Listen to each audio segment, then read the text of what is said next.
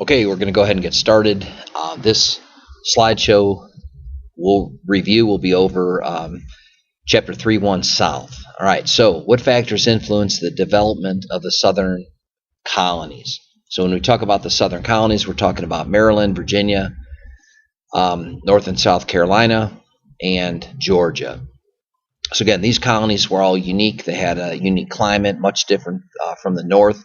Remember, in the New England colonies, the North, you had rocky soil, you had long winters, very not conducive to grow crops on any large scale. But again, the South, known for their plantation system, and these are large plantations, almost like mini cities. Some of the geography, the Mason-Dixon line. Once you leave Pennsylvania and you're into Maryland, you're officially in the South, and we'll talk more about what that meant post-American Revolution. Some of the landforms, you had a coastal area called the Tidewater, and again, that's a flat lowland, very swampy. And beyond the Tidewater, once you cross that fall line, think of the map activity we did in class, you'll be into the Piedmont. And this information comes in importantly as we talk about Bacon's Rebellion. All right, so if you look on the map here, again, the climate of the South was warm, it's humid, long growing season. And again, you could look at the map. These green checks would be rice. You have some lumber. You have tobacco. Again, so the South had a plantation system. It could have had business, but again, the money to be made, there's pressure from England. But again, the money to be made was in farming. Whereas in New England, if you had a farm, it was just for you. It wasn't to make a living. That's why the North had almost exclusively business and manufacturing, and then the middle colonies kind of had a combination of both. But the South is all farming. When we get into the reason you have the southern colonies, there's a number of reasons. Virginia, mainly trade and farming. Maryland, there's more of a religious emphasis, a haven for Catholics.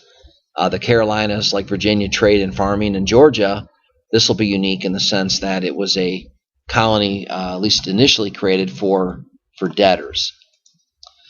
Okay, so Virginia's population grew. By 1870, you have 40,000 people there. This is tens of thousands more since 1607, when Jamestown was founded.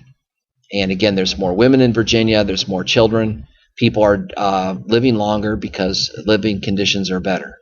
But the native population is decreasing. So again, there's a lot less natives. Over the years, there's cultural differences, there's fighting, there's violence. And again, over time, that's going to take its toll on the natives. And a lot of bad blood was created between these two groups, and very complicated history. But at the end result is, again, there's going to be thousands of natives left. Bacon's Rebellion. There's a very, very complex story. If you think of the Helps model in class, there's economics to it, there's geography, there's politics, there's social and cultural issues. But again, these poor young white men couldn't get farmland. And again, that was bought up by the Virginia tobacco planters, so this Tidewater region. And if you didn't own property, you couldn't vote. So many poor colonists moved inland to find good farmland, but then you got in fights with the natives for it. So this land was in the Piedmont region. Think of the map, and that was past the fall line. So in other words, between the fall line and the Appalachian Mountains. And you're not going to be able to trade because, again, how would you get your crops past all those waterfalls? So this was troublesome. And again, the colonists wanted the governor to force the natives to give up their land. They wanted more land, but the governor wouldn't do that. It would disrupt the fur trade. So Bacon, he organizes 1,000 settlers, and many natives are killed, and the governor declares the settlers rebels. And again, in retaliation, Bacon burns Jamestown, and ultimately Bacon's rebellion collapsed. Bacon dies, but these settlers are still going to go past the fall line, past the Piedmont, and eventually they'll go up and over the Appalachian Mountains all the way down into the Ohio Valley, River Valley. And again, you could farm there, send your crops to the Ohio River, which dumps out into the Mississippi. All right, in 1632, King Charles I, he grants a charter for a new colony to George Calvert, an English Catholic. So this is something that's, positive. And Calvert set up a colony of Maryland where Catholics could live free of persecution that they suffered in England. So there's a lot of bad blood also between Catholics and Protestants.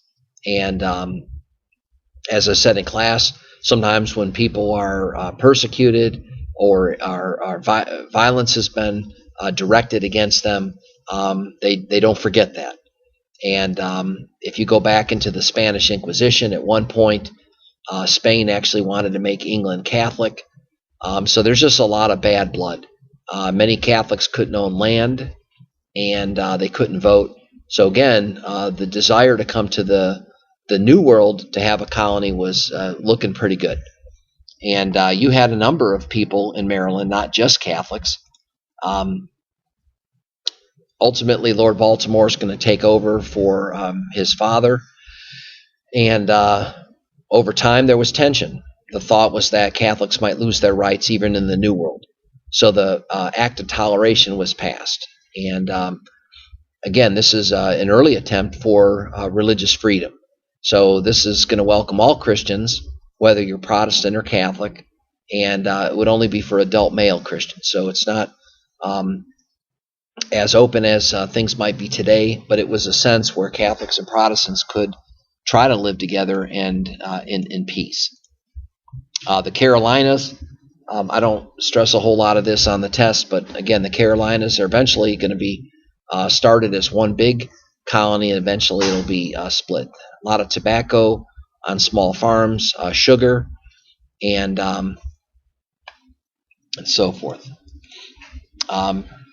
Carolina's main city, Charlestown, used to be called Charlestown. American Revolution, it was changed to Charleston, became the biggest city in the southern colonies. And again, eventually it'll be split into North and South Carolina. Finally, Georgia's last colony was founded for a number of reasons. An English colony south of Carolina would confine the Spanish to their Florida colony. So South Carolina was getting attacked by slaves, by natives, by the Spanish, and South Carolina wanted protection. So back in England, a man named James Oglethorpe wanted a colony where not only South Carolina would be protected, but English debtors would have an opportunity to get out of prison, as at this time period, if you didn't pay your bills, you'd be put in debtor's prison. And now, not many people took Oglethorpe up on that, but it was definitely a valiant attempt. Georgia's founders wanted Georgia to be a colony of small farms and not large plantations. So again, it gets kind of awkward in the sense that, the population would be so radical. If you had, 80% slaves and 20% non-slaves, Oglethorpe wanted to, work around that. So he wanted small farms, kind of like in the middle colonies, 50-acre farms. You could do that. Your family could take care of something like that. But ultimately, Oglethorpe's restrictions aren't going to be popular, and these things will all be changed. So slavery will be made legal in Georgia later on. All right, the southern colonies developed two distinct ways of life, and it really, in many ways, it was one sense or the other. The backcountry life, you were cut off from the coast, you were poor, you might very well lived in a one-room shack, okay, very small. And plantation life was along the Tidewater region, and that was dominated by wealthy plantations. So again, this was pretty radical. You didn't have a whole lot of middle ground. The plantation system began in Virginia and Maryland when settlers began growing tobacco. And ultimately, the Tidewater region is going to be found it can grow rice well too. And again, this rice growing like tobacco required a lot of workers. The conditions were unpleasant. And so just like tobacco, rice farming is going to increase the need for slavery, more slaves. In time, the enslaved population outnumbered the free population in South Carolina, and the plantation system divided the white community. You were, as I said earlier, you're going to be a small group of wealthy people, okay, these plantation owners, or a much larger group of poor people with little or no property, and you're living in the back country. So, you're poor, you're white, you're not a slave, but you might very well just live on a couple acres, and you might grow some hogs and chickens, but things are not. You're definitely not wealthy. The back country is cut off from the coast by poor roads, long distances. So again, that's going to affect trade, and you might not even live on your own land. You might be a tenant farmer and work that for somebody else. And again, this sentiment that backcountry people believed about government is they say that like these Tidewater plantations on the coast and the government, they only cared about their interests and not the poor people. And this sentiment will be brought all the way, literally 100 years, to the Declaration of Independence, where the government, albeit not perfect, but will attempt to make a country, and that's represented in all shapes. And that's why that's worked out in the Constitution. When you have a Senate, each state gets 2 senators.